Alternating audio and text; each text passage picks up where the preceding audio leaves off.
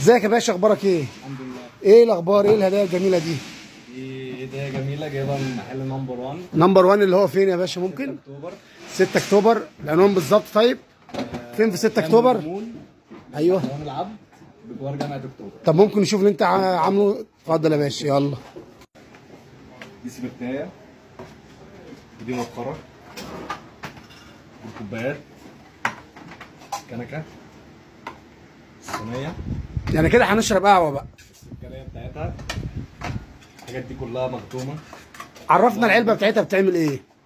بص، انت بتفتح العلبة وبيبقى زي بوكس معاك، تاخده معاك في اي مكان. يعني هي شنطه وصينيه وبوكس، يعني اقدر بالظبط، تقدر تنقل بيه في اي مكان، طالع رحله، طالع فسحه، حتى لو خارج معاك في العربيه ممكن تعمل قهوتك. تربط المسمار، سهل جدا. تمام كده بقت صينيه. كده بقت صينيه، مش تفتح طعمه كله نحاس ولا في حاجه مش نحاس؟ لا، كله نحاس. وهنا في كوبايات ازاز عشان الناس اللي ما بتحبش تشرب في النحاس وكده، عشان بقولك بيتفاعل ومش بيتفاعل. يعني كده مش احنا محتاجين خارجين غير ان احنا نشرب قهوه بس. بالظبط كده. تسلم ايدك، تسلم ايدك، نحاس، حصى احمر نضيف جدا. تسلم ايدك. نمبر 1 فعلا. تسلم ايديكم.